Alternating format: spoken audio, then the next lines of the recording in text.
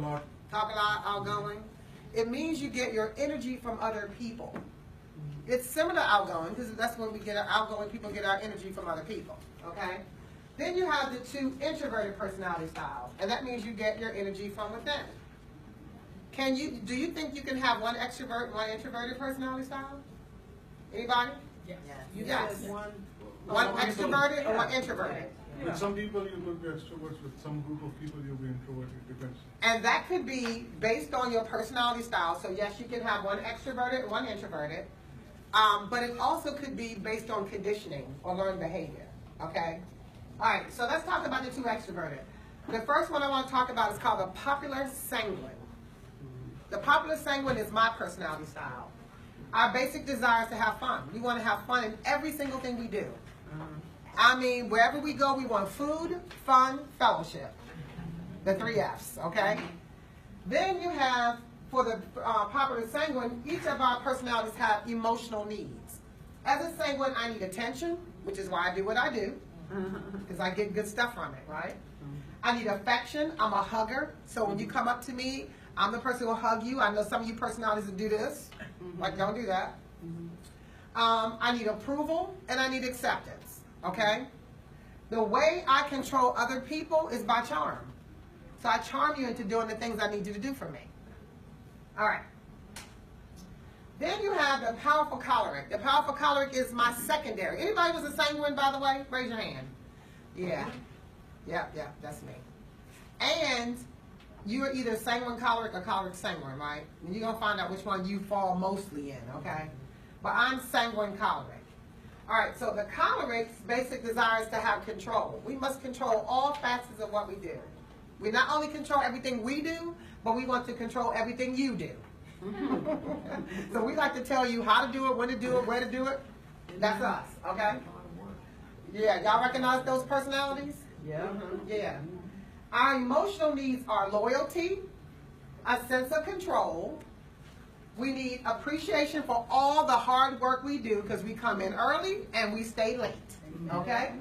And we need credit for the work that we do because we do a lot. We do more than most of you get done. We get more done in the morning than most of you get done all week long.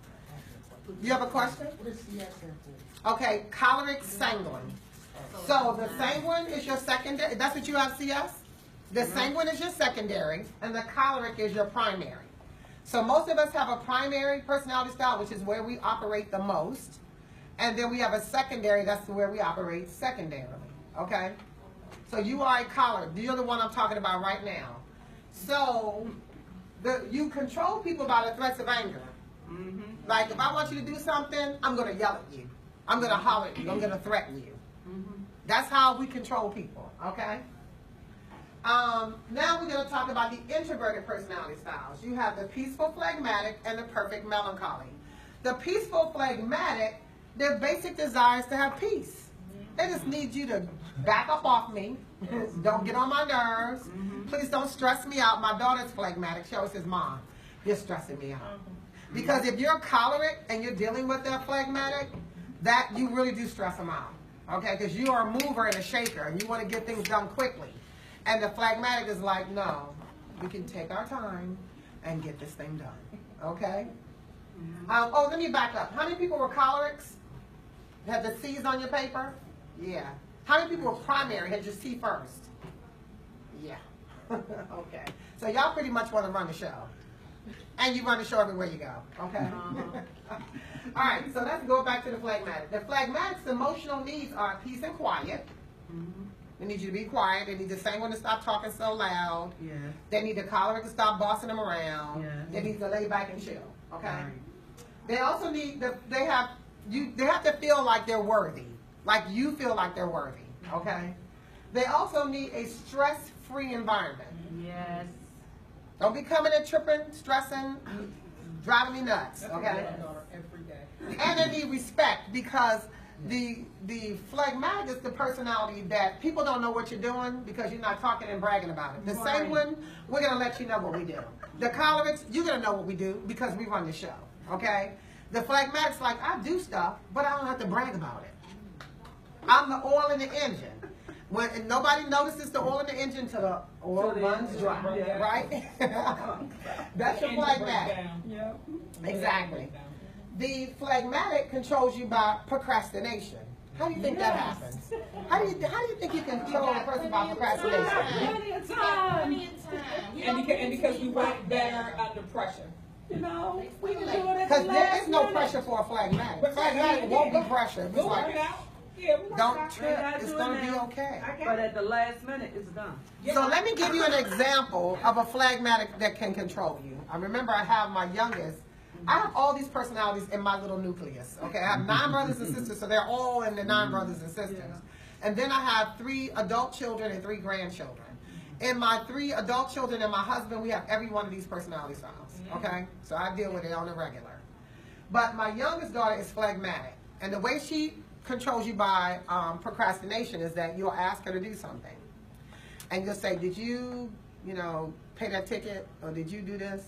"Ma, don't stress me, I'm doing it." And you ask 3 more days later, "Did you pay the ticket?" "Ma, you're stressing me out." No. So then what do you think I did? I'm going to pay the ticket. Because you're taking too long to pay the ticket. Right. So that's how they control you by And procrastination. you spent your money instead of her. No, I spent her money now. Don't get it twisted. I am a choleric. I'm not spending my money. All right, so the perfect melancholy, their basic desire is they strive for perfection. They need perfection in everything that they do, okay? So that's what they strive for. Now, the perfect melancholy, emotional needs are sensitivity, they need support, they need space, and they need you to be quiet. And they don't need you to interrupt them while they're doing stuff. They don't need you to interrupt them while they're speaking. They really don't like that, okay? And they control people by threats of their moods because they're moody. Not moody, I say moody. Because they can come in one way and leave another.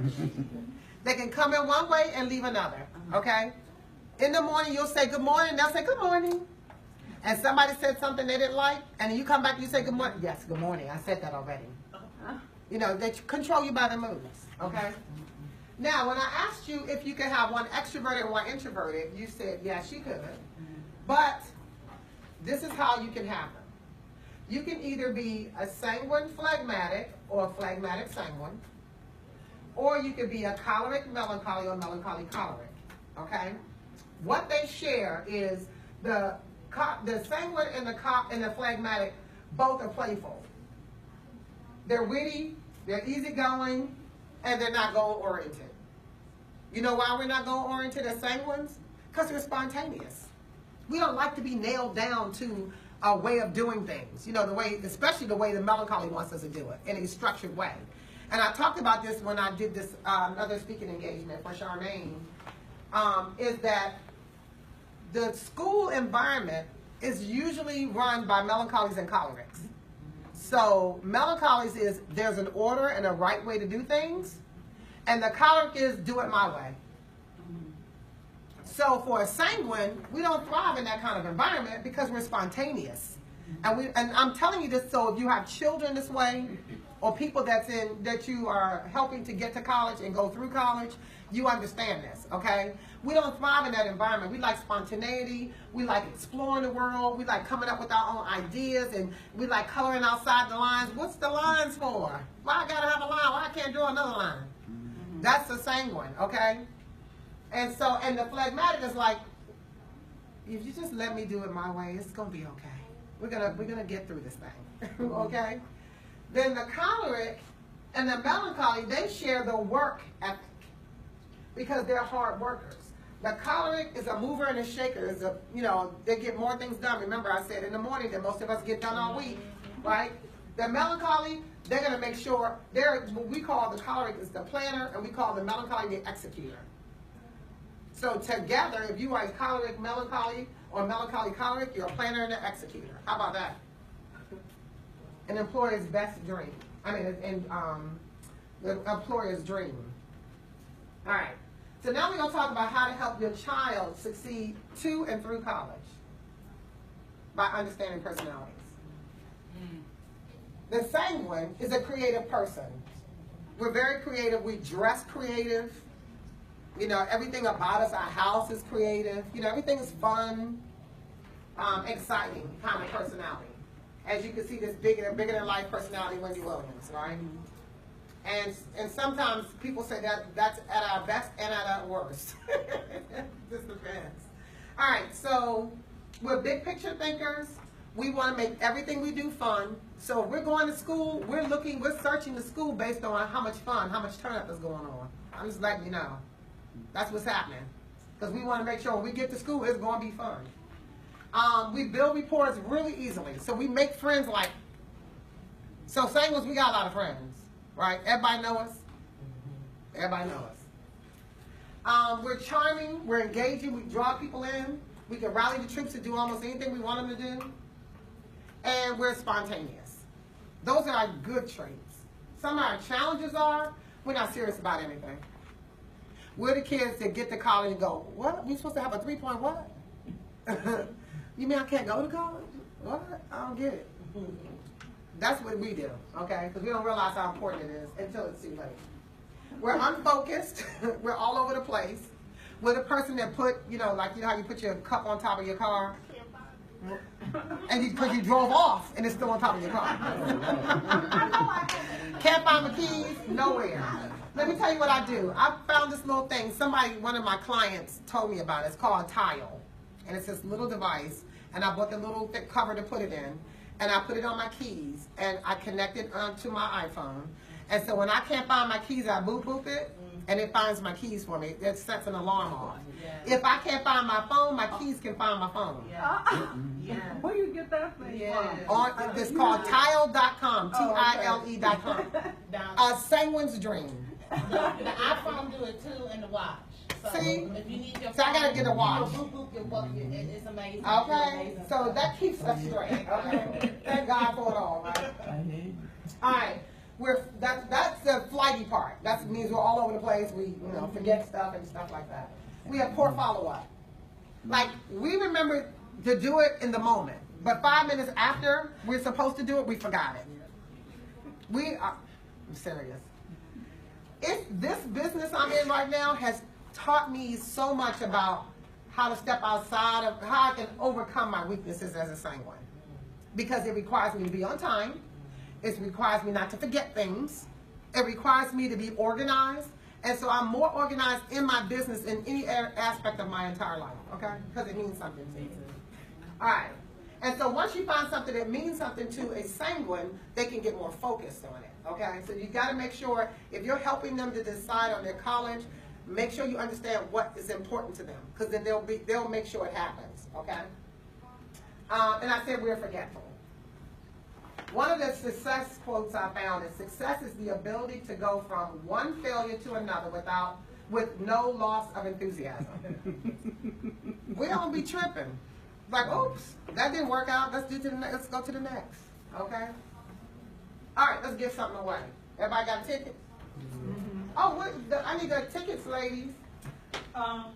Girls, you guys have tickets? The ticket things I gave you, I need those back. Yeah, I need those. Thank you.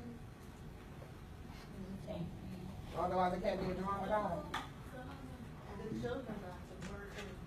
So we got tickets. Which one you want?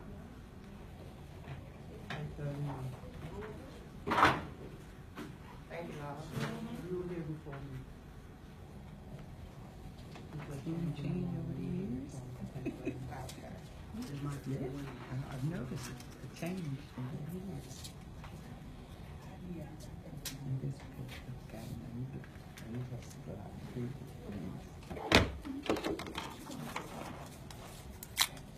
I need you to pull for me.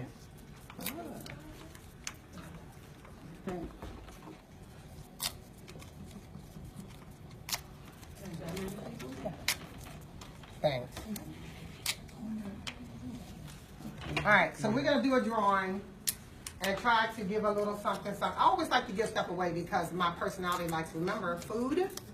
What's the other two? Fun. Fun and fellowship. To me, a giveaway is fun, right? Yeah, absolutely. You can get something. I'm in. I'm always in. Great.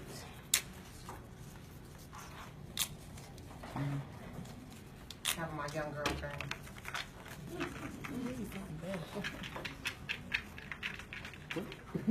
All right. Whoop. Maybe that's the one. That's shuffle. That's the one on the floor. That's mine. Oh, that's yours. All righty. My husband likes to make sure they shuffle good. All right. First ticket is 400-838.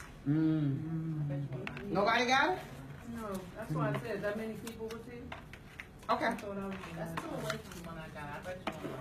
It's probably one of your. Oh, one of the kids got it? Oh, they gave it to the kids? Okay, well. 40. Oh, it was one of What'd the. you say, we want young one? people. Huh? How you gonna win? You're not even over here in the presentation.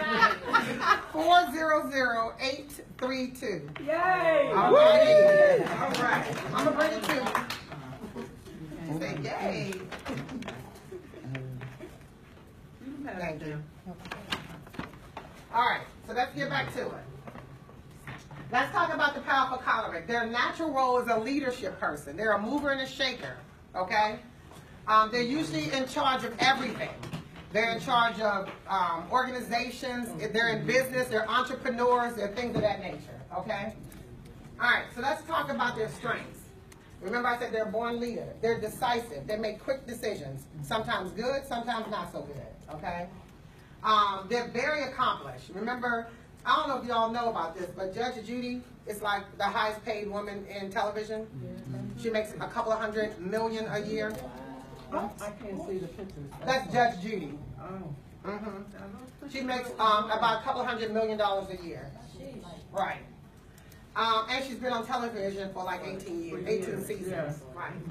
All right, so they really have a high self-esteem. They rise to any challenge, and they're very thick-skinned. Like, you don't hurt their feelings, they don't care. All right? They feel what you don't care. Right, they don't care. So their challenges are they're domineering, they're too bossy, they're impatient, insensitive, they can be curt and abrasive, and they have little need for friends. They don't care nothing about you. That's why they don't care, because you can't hurt their feelings because they don't care nothing about you. Okay? And they come off that way. What? I don't care. My friend who's in choleric, I would say to her, how could you fire people? Because she was in, in the role where she had to fire people. She said, I don't fire people, they fire themselves. She said, I tell you what you need to do, you don't do it, you fire yourself. Right. I said, okay. So for a choleric, the success quote is, success seems to be connected with action. Successful people keep moving. They make mistakes, but they don't quit. Okay? Trying to see my time here. Maybe got started a little late. All right. All right, so let's talk about the perfect melancholy. You have President Barack Obama on here, or the former president. All right, so melancholies are a detailed person. Their strengths are they're highly intelligent. They're really highly intelligent. They don't have to go to school and they're highly intelligent. They understand the depth of any situation. I have a daughter this way. She was a little kid reading 4 books at a time. Without studying. Right, they're just brilliant little people. And my daughter would read 4 books at a time. I said, I thought you was reading that book. Mom, I'm reading 4 books. I don't read 1 book, and you read 4. But anyway, they're very analytical. Those are the people who take a long time to do the assessments, and they take a long time because they're analyzing every word. They're thoughtful, they're organized, and they're very compassionate. They don't just care about the people in this room, they care about the people in the country, all over the world, okay? Their challenges are they're very moody. Oh my goodness sakes. They tend to be suspicious of most people. They're not going to let you in their inner circle. Their inner circle is very small. They have a lot of interest. They could be, where the sanguine is all over the place because we're spontaneous and we just like to try different things. The melancholy can be all over the place because they can't make a decision about where they want to take their lives. So they have a lot of interest and they're really creative people. So they may want to sing and write and promote, but they can't focus on the one thing they really want to do. They're critical of other people because they have high standards of themselves and of everyone else. Okay? And as I said, they overanalyze and they're perfectionists. Anybody's a melancholy in the room? That would have been. That's your M, that's your secondary, huh? You saying that would have been President Barack Obama's Personality. his challenges or his personality? No, that would be anybody who's a melancholy. His challenges. I'm just using him as an example. Oh, okay. Right, and I'm glad you asked that question. And the reason why I'm glad you asked that question is because I have it here doesn't mean you have every one of these. Oh, It's that you tend to have those if you fall into those categories. Every strength is not everybody's strength, and every weakness is not everybody's weakness. So I'm a sanguine, and some of the strengths may be mine, and some of them may not be mine. It depends on you. Each person's individual within their personality. Does that make sense? Okay, good. I'm glad you asked that question because I wouldn't have thought to say that. All right, now let's talk about melancholy success quote. Never let success get to your head, and never let failure get to your heart. And that's a really good quote for a melancholy because melancholies take things to heart. So if there's a failure, they really feel like the failure is all mine. It only happened because of me. Now what do I do? And they get embarrassed by the failure, and they don't want anybody to know about the failure. It's just a lot. They take it to the heart. So that's a really good quote for a melancholy. Peaceful phlegmatic. Their natural role is to be a support person. They're the behind-the-scenes person, getting things done behind the scenes. They don't really, like I said, they don't promote themselves. They don't talk about all the stuff they do. They just do the stuff. Okay. They're pleasant. They're enjoyable. They're inoffensive. They don't offend people, unless they mumble under their breath, and the person happens to be a mumbler too, and they hear it. They're a good listener. They're concerned about other people. And they have a great sense of humor, but it's that dry sense of humor that's really funny. Their challenges are they resist change. They feel like if it ain't broke, why fix it? Right. They mumble under their breath. What? I say to my daughter all the time, what are you saying? I don't hear you. And then one time I went to the store. We were at the Kmart, and this guy is standing on the other side of the counter. And he's like, I said, what? I said, are you talking to me? And he was like, so then I'm doing something. I'm putting my stuff on the thing, and I hear him. I said, are you talking to me? And my daughter's cracking up because she hears every word the guy's saying. Because I'm mumbling, here's a mumbler. You know, I was like, I don't know what this boy's saying.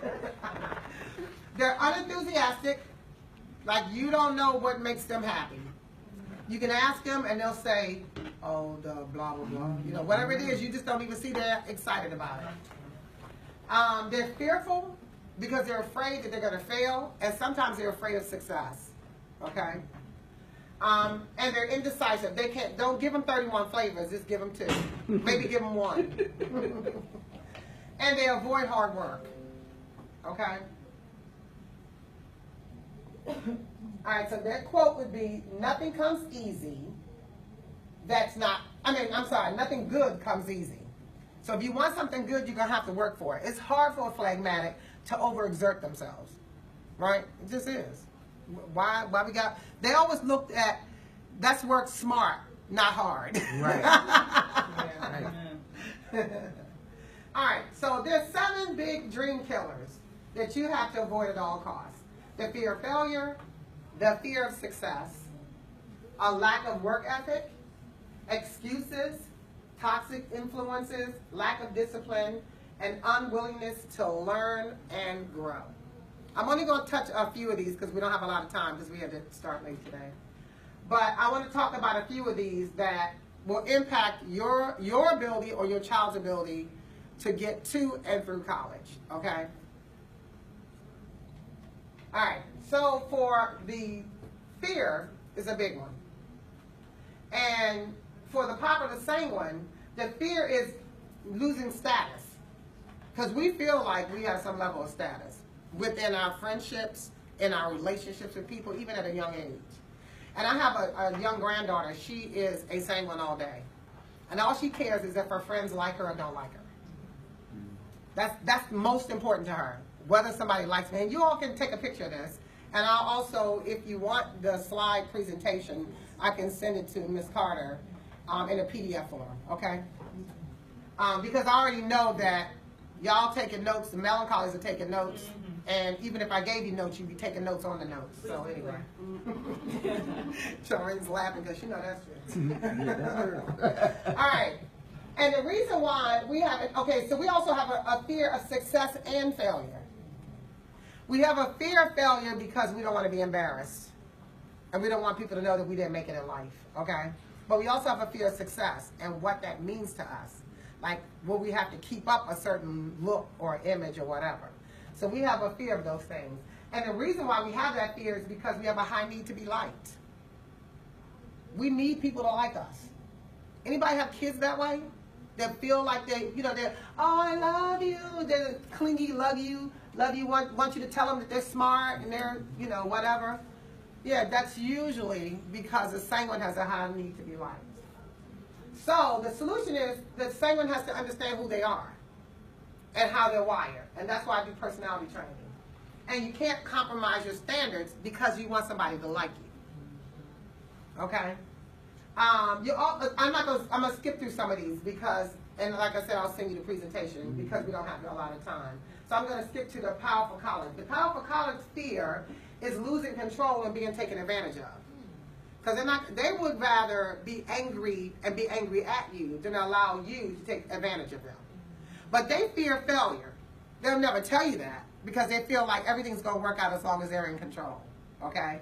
But they do feel failure because it is a huge embarrassment to a choleric to not accomplish things, okay? And the reason why is their basic desire is to have control. So when they feel out of control, they actually fall into a depression, okay? And one of the things you can do is realize and recognize that you don't control anything in your life. Really, you don't. You really don't. The only control you have is the decisions that you make. But you don't control what happens as a result of the decisions that you make. So many other factors come into play when it comes to that. Okay? The perfect melancholy. Fear of imperfection and embarrassment. They really have a fear of success. They have a fear of failure too, because they don't embarrass a melancholy. They're wounded for life. Okay? But they're afraid of success too. They're afraid that they're going to have to go and accomplish whatever the task is because they want to. They're real accomplishers. Normally they have like degrees behind their names. Like a lot of my melancholies fall in places like human resources because they care about people and they care about what happens to people. But they also have every right.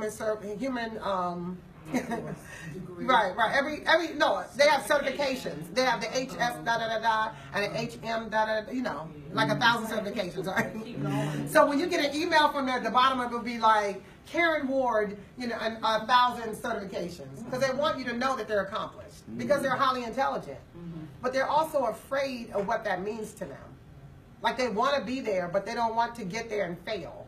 So that's the fear of success. Okay. All right, the perfect melancholy fear is instability and confrontation. They don't like an unstable environment. They like a stable environment. When they come to work, they like to know what I'm going to do, where I'm going to go, how it's going to happen, and don't talk to me about me. Just let me get in my corner and do my thing, okay? And if you find that something went wrong with whatever they're doing, and you confront them, right, they can't handle that whole confrontation thing. Like your approach to a phlegmatic has to be really gentle because you can crush the spirit of a phlegmatic, okay? These things are really critical for you to understand when you're helping your children go through their high school years or middle school years and their college years. It's critical that they understand what things they're afraid of because you have to walk into fear. You can't run from it. You can if you want to. But all you're going to do is go into something else that makes you afraid. Right. So the moment that you can stand in it and say, I'm going to walk through the fear and walk towards whatever scares me, it's the moment you conquer it.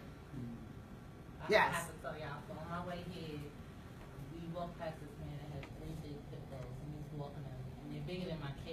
Wow. And I have all 4 of them with me, right? And so I see the dude, and I'm like, I'm not coming that way. He's like, no, that's cool, come on. I'm like, I'm scared. He's like, you're making yourself nervous. Just 'cause we had this whole conversation in front of the school building just now. And I was like, I'm scared. Like I can't. I'm scared. He's like, just walk. You can. Just walk through it. Just walk through it. Just looking like, yo, this man is koshery. The one that has the dog. He had all these dogs with him. And he's telling you, He's come on. telling me to come on, and I I came and I knew. went. I was nervous. And like, you conquered I know it. people was watching us. I was like, look at this lady with all these kids walking around this pole, talking about she's scared. I was scared. But let me tell you something. You walk through it, and you taught your kids something that you didn't even realize you taught them. To walk through the fear. You have, see, that's what I'm saying. The stuff that we do, we don't realize how we demonstrate for our children what they need to do in life, or how they can manage life. I always say, if your children have a difficulty communicating with one another, like you're with each other, they're fighting, yelling, it's because they're watching their parents or other people fight and yell. And so they realize, oh, that's the way I should communicate. And so if you recognize that your children have certain personality styles, that's how you address them. If you have a sanguine, you don't have to yell at a sanguine. You just tell it. I mean, we're constantly being reminded, and people think that we are just being disrespectful because we don't do what you tell us to do. We just forget what you tell us to do.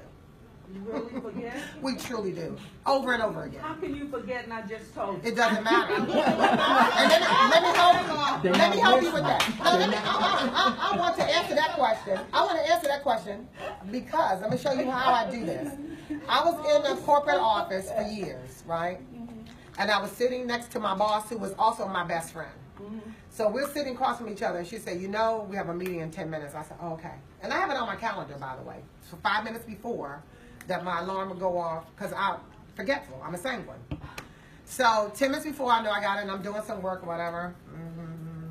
So 5 minutes, my alarm goes off. I'm like, oh, okay, I got a meeting in 5 minutes. I can call in a couple minutes. Because, you know, you call in a few minutes before the meeting starts.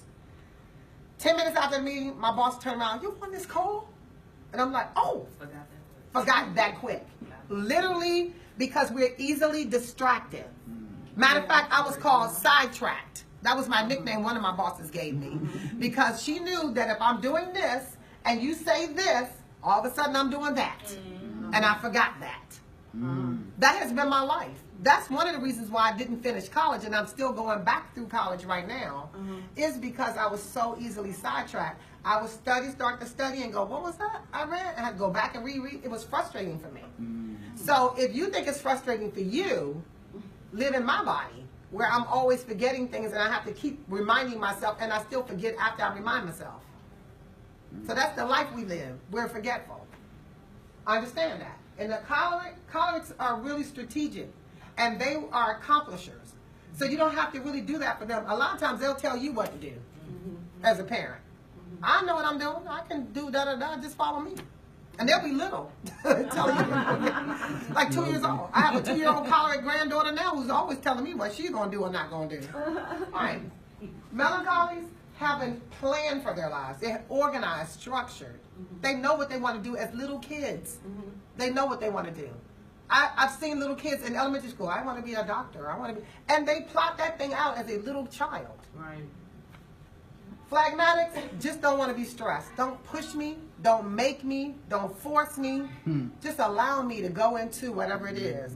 And the way I had to help my phlegmatic get to college and graduate, and is now in her master's program, hello, is by helping her see her strengths. Helping her see the things that because she didn't really understand the things that she really liked to do. And I said, well, she said, I said, well, what do you think you want to go to school? I don't really know. I said, well, what do you like? Well, I like fashion. She went to school for fashion merchandising because she liked fashion. So that was how I helped her to really see the things that she wanted to do. Now she's changing courses in her master's program, and she's going into IT. I don't care what you want to, whatever you want to do, as long as you're progressing forward. But you have to get them to see, like fashion merchandising, she liked it on the back end of fashion merchandising, not on the front end. She didn't want everybody in her face complaining about this and that didn't work. She hated that. She wanted to be on the back end, so that's why the IT aspect of what she does, she loves, because it's in the background. See what I'm saying? So that's how you help your kids through the fear. So I can stop here, because it's 11:30, if you want me to, Because I know you got another speaker. Yes, or did you want me to finish a little bit? Do you have any questions? Y'all have questions? I'm still confused because Okay. you've mentioned some of all of those categories. Mm-hmm. And is it possible that someone can be part of all of them? I love that you asked that question. Because If you I are- don't fall in any one group. Yeah, and typically a person who says that is either a phlegmatic who can't make a decision, and they mimic all the other personality styles. So I can be all of those things if I have to be. Fine. Right, but that doesn't make you those things. No, it doesn't. That's what I'm saying. I don't. But what I'm saying is, I what can't be boxed into one situation. no, you won't be because boxed in. Depending on where I am, Hmm. that's how I can function. But that's not who you are. Nope. No. And so what I'm trying to show you is who you are, not how you can function. Because like I said, you're probably phlegmatic in that you can't make a decision and you can function within any of the personality styles. Honestly, what I thought you were when I heard you the first time back there interacting, this your son? Yes. Okay, with your son, is choleric. Mm-hmm. And usually there's threads within families. So if you have one choleric in a family, normally you have another choleric in a family. I have 9 brothers and sisters. I'm choleric, and at least 6 or 7 of them are cholerics within a combination. You know, like either the primary or the secondary. Right. Okay? That's what I heard you as. Like, boy, wait, let me finish da-da-da. That sounds very choleric. Phlegmatics normally... That's what I am too. Right, but that's saying, I'm thinking that's what you are, period. Oh. Is that's who you are. Yeah. Right. I think that's who you are. And because you're highly capable of doing anything that you put your mind to, that's probably who you are. Now, what your secondary is, I don't know. I'm going to look at what you've done so far on your sheet to see what it comes out to be. But just listening, because I always try to assess my audience and the people when they're talking. Phlegmatics are normally quiet for the most part. Very introverted. Like we call them the watchers because they're always watching people and observing things or whatever. And you've been engaging since you've been in here. So I've heard you talk or whatever. So it doesn't come off to me as a phlegmatic, okay? I think you're probably choleric. You might either be choleric sanguine or choleric melancholy. I'm not really sure. But I'm going to look at your papers and see. Okay. Anybody else? I just have a comment. Sure. I feel like I was similar to her, even though I didn't actually take it, but as you were describing, I feel like I could kind of fit into like different ones, probably besides melancholy. But usually, I guess that's something that is, you know, that people see, like you maybe have different strengths from different ones or different challenges. Well, and what I do is, that's why I do the assessment, so people really know who they are. And understand that, because some of the stuff, the reason why some people see themselves in all 4 categories is because it's learned behavior. Like, I've been a sanguine all my life. My grandmother said, you talk too much, you talk too loud, you country. So I've always been a sanguine. I've always been a talker, and I've also been a bit bossy. So I've always been a sanguine choleric. However, as I've grown in business and in ministry, I'm less those things around people. So I allow people to talk more. I allow people to complete their thoughts. So I have grown in it. That's why I say think about yourself when you were younger, because it tells a story. Because sometimes we've gone through a transformation of experiences or things that have occurred throughout our lifetime that shifts your personality so you present a different way. Not that you've changed it, but you present differently to other people. Does that make sense? So even though you may recognize some of those traits, you can have some traits, sprinkling of traits, but a lot of that is learned behavior. Who you are is who you were born to be. And who your mother saw you as, like I told you, I have a 2-year-old, she's always telling people, no, she's very stubborn, she's very choleric. And I can see it from a little child.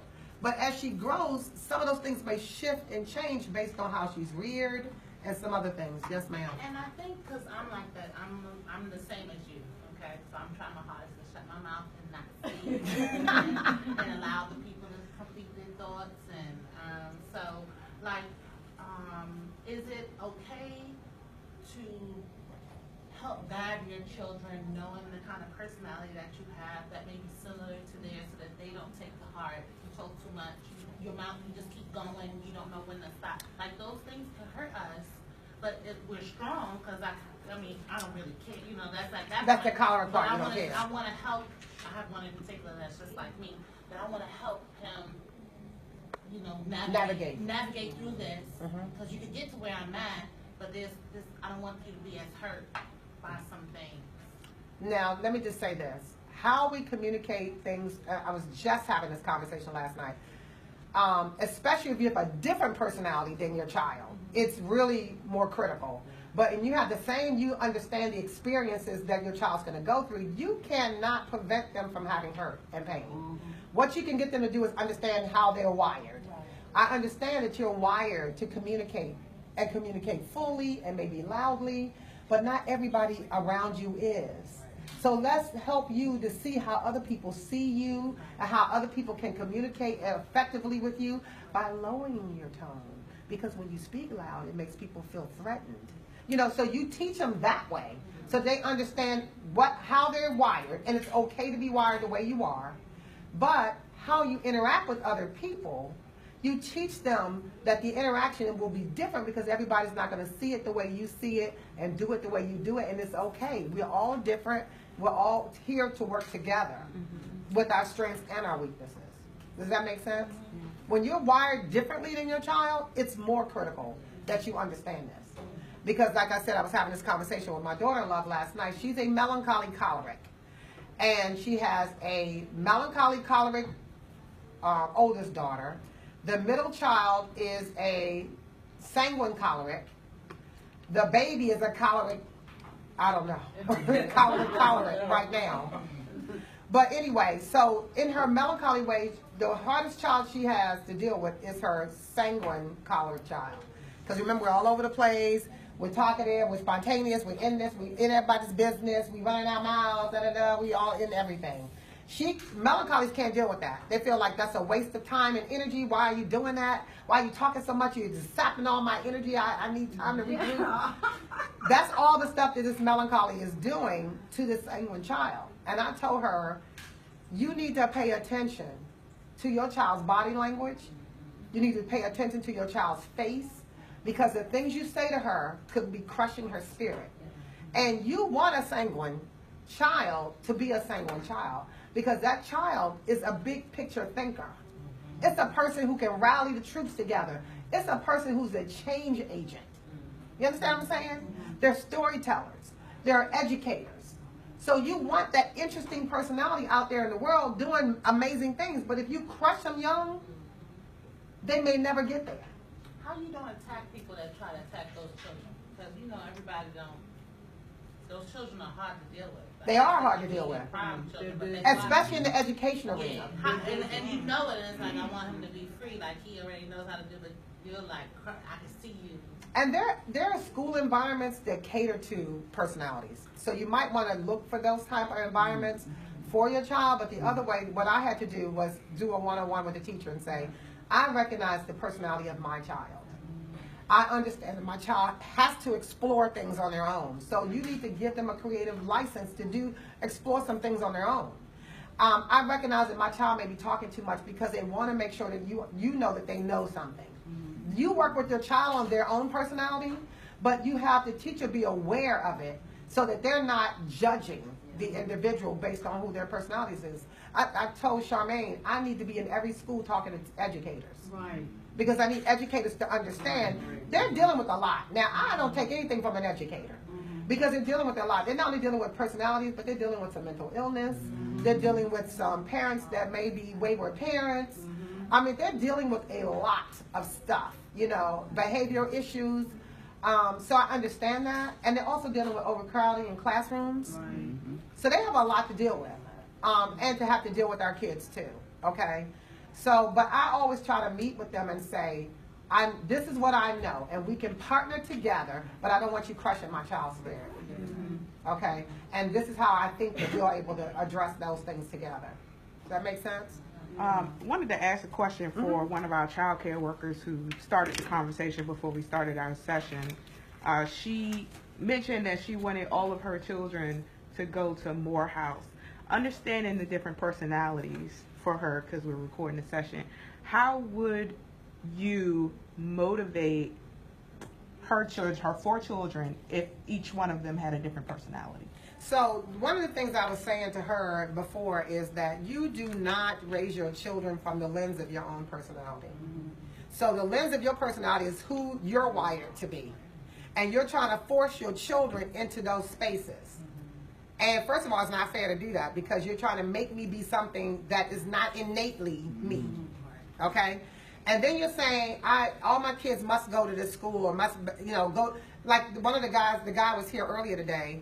He said in his culture in India, they have a desire for their kids to all go through different lines of business. For instance, doctors, lawyers, whatever. Okay?